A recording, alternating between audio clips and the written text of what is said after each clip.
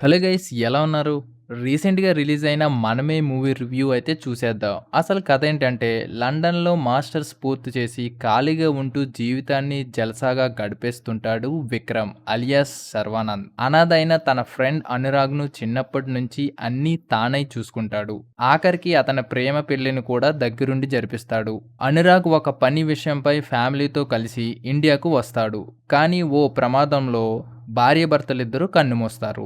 దీంతో అనాథగా మిగిలిన వాళ్ళ కొడుకు ఖుషి, కేరింగ్ బాధ్యత శాంతి స్నేహితురాలు సుభద్ర అలియాస్ కృతి శెట్టి కలిసి విక్రమ్ తీసుకోవాల్సి వస్తుంది. అలా వాళ్ళిద్దరూ పెళ్లి కాకున్నా ఖుషి కోసం తల్లిదండ్రుల బాధ్యతలు భుజానికి ఎత్తుకుంటారు. మరి ఆ బాబును పెంచే విషయంలో విక్రమ్, సుభద్రలకు ఎలాంటి అనుభవాలు ఎదురయ్యాయి?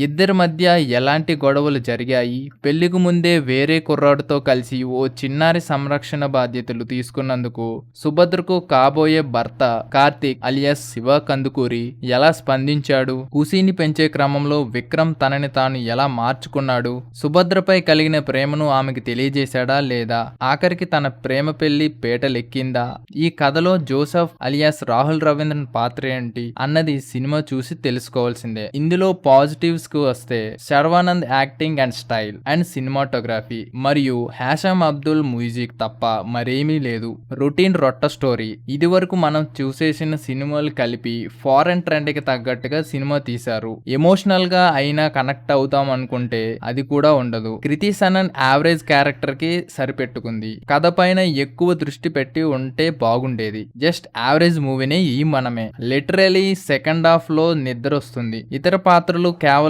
అతికినట్లు ఉన్నాయి తప్ప మరేమీ ఇంపార్టెన్స్ లేవు. వీడియో కానీ నచ్చినట్టయితే please like, share, comment and subscribe to Rummy tiles.